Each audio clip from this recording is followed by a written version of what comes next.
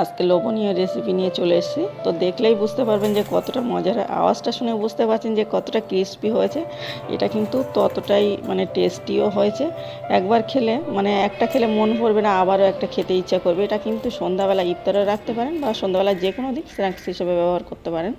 চায়ের সঙ্গেও কিন্তু অসাধারণ জমে যাবে। আর সামান্য উপকরণে দেখেই তো বুঝতে পারছেন, থাম্বেলটা দেখেছেন। প্রথমে আমি এখানে 3টে আলু নিয়েছি সিদ্ধ করা আলু আমি গ্রেট করে নিচ্ছি। তো আপনারা চাইলে কিন্তু কাঁটা চামচ দিয়ে বা হাত দিয়ে বা কোনো মেশ করে নিতে পারেন। আমি গ্রেটার দিয়ে ভালোভাবে একটু গ্রেট করে নিলাম, তাহলে কোনো দলা দলা ভাব থাকবে না। তারপরে এখানে আমি একটা কড়া বসিয়ে দিয়েছি, সামান্য পরিমাণে একটু তেল দিয়ে নিলাম। রান্নার তেল দেওয়ার পরে একটু গরম হয়ে গেছে, জিরে গুঁড়ো দিয়েছি, গোটা জিরে দিয়েছি, দিয়ে একটু ফোড়ন দিয়ে নিলাম। তারপরে একটু পেঁয়াজ কুচি লাল হয়ে গেছে, জিরে মরিচ ধনিয়া গুঁড়ো হলুদ গুঁড়ো আর একটু লঙ্কা গুঁড়ো হাফ টেবিল চামচ করে দিয়ে একটু সামান্য একদম 1 চিমটি পরিমাণ জল দিলাম, মানে হাফ চামচের মতো, যাতে না মশলাটা পুড়ে যায়।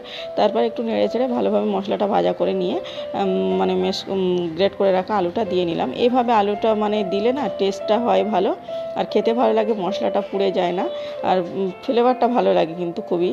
তারপরে ধনিয়া পাতা কুচি আর লঙ্কা কুচি দিয়ে ওপর দিয়ে ভালোভাবে আবারও ধনিয়া পাতা কাঁচা লঙ্কাটা দেওয়ার পরে আমি কিন্তু আবার একটু ভাজা ভাজা করে নিচ্ছি।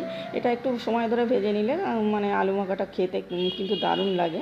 এটা ভাতের সঙ্গেও পরিবেশন করলে এমনভাবে সেমভাবে খুব সুন্দর হয় খেতে। তো আমি একদম শুকনো শুকনো করে নিয়েছি। তারপরে আমি কিন্তু স্বাদ মতো লবণটা দিয়ে নিলাম, আর এখানে অল্প একটু মানে চিনি দিয়েছি।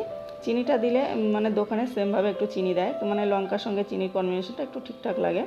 তারপরে আমার আলুটা একদম শুকনো শুকনো করে তুলে নিলাম। তারপরে এখানে আমি 1 কাপ ময়দা নিয়েছি, মানে 1 কাপ না, আমি হাফ কাপ ময়দা নিয়েছি, আর হাফ কাপের থেকে একটু বেশি জল দিয়ে নিচ্ছি। স্বাদ মতো লবণটা অবশ্যই দিতে হবে। আর এখানে দেখুন একটু হলুদ গুঁড়ো দিয়ে নিচ্ছি, তাহলে কালারটা ভালো হয়, দেখতে ভালো লাগে। স্বাদ মতো লবণটা এখন দিলাম আমি, আর কি আগে বললাম। তারপরে একটু ধনিয়া পাতা কুচি দিয়ে আমি এটা একটু সময় ধরে কিন্তু ফেটিয়ে নিতে হবে ভালোভাবে, মানে 2 থেকে 3 মিনিটের মতন ফেটিয়ে নিতে হবে। ফেটানোর ওপরে নির্ভর করছে, 1 মিনিটের মতো ফেটিয়ে নিলে কিন্তু ভালোভাবে ফেটানো যায়। তো দেখুন আমি ভালোভাবে একদম মেখে নিলাম। তারপরে আমি এটা সাইডে রেখে যে রুটিটা বানাবো, আমি রুটিগুলো দেখিয়ে নিচ্ছি প্রথমে। তারপরে আমি রুটিগুলো এমন করে কেটে নেব, মানে আপনার পছন্দ অনুযায়ী শেপটা দিয়ে নিতে পারেন কিন্তু। তো আমি এমনভাবে কেটে নিলাম। দোকানে কিন্তু এমন সেমভাবে তৈরি করে, অনেকেই দেখেছেন বা খেয়েছেন। তো অনেক সময় কি হয়, দোকান তো হেলদি হয় না, আবার দোকানে খাবারটা খেলে অনেক সময় গ্যাস অম্বল হয়ে যায়। আর রমজান মাসে শুকিয়ে তো বাড়ির খাবার খেলে আমার মনে হয় সব থেকে বেশি ভালো হয়, যেহেতু আমরা টাটকা তেলে বানাই। আবার এমনভাবে অবশ্যই একবার বানিয়ে দেখবেন কিন্তু, দোকানের থেকে আমার মনে হয় বেশি স্বাদের হয়েছিল। তারপরে যে আলু মাখাটা পুরটা বানিয়েছিলাম ভিতরে দিয়ে এভাবে উপর দিয়ে আর একটা মানে দিয়ে রুটি দিয়ে এভাবে চেপে নিলাম। আমি আবারও একটা দেখিয়ে নিচ্ছি।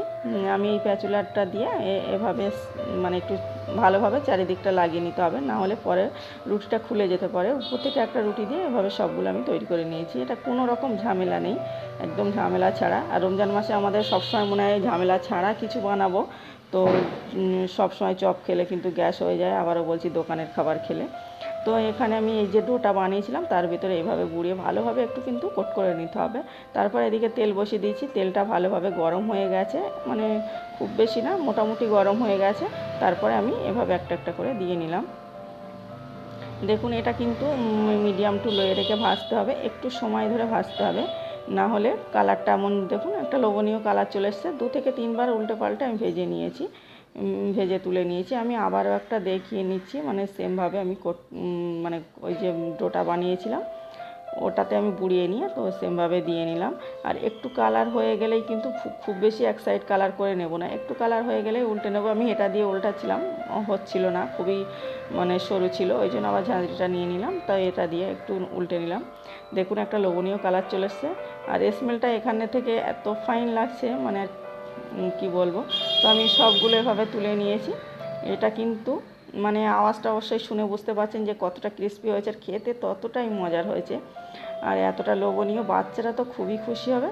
ভালো লাগলে অবশ্যই একটা লাইক করবেন, আর বলতে ভুলবেন না আমার রেসিপিটা কেমন হয়েছে। আপনারা অবশ্যই ট্রাই করবেন, ট্রাই করে দেখে বলবেন কিন্তু। বলেছিলাম না যে জিভে জল চলে আসবে, তো সেটা এখন দেখলে বুঝতে পারবেন। যখন সসের সঙ্গে একবার জাস্ট লাগিয়ে নেব, তো এটা দেখলেই মনে হবে যে জিভে জল চলে আসছে। তো এটা সত্যিই অসাধারণ হয়েছে। আপনাদের কেমন লেগেছে অবশ্যই বলবেন, ভালো লাগলে অবশ্যই একটা লাইক করবেন। দেখা হচ্ছে আবার অন্য কোনো ভিডিও, ততক্ষণে ভালো থাকবেন, সুস্থ থাকবেন। তো দেখুন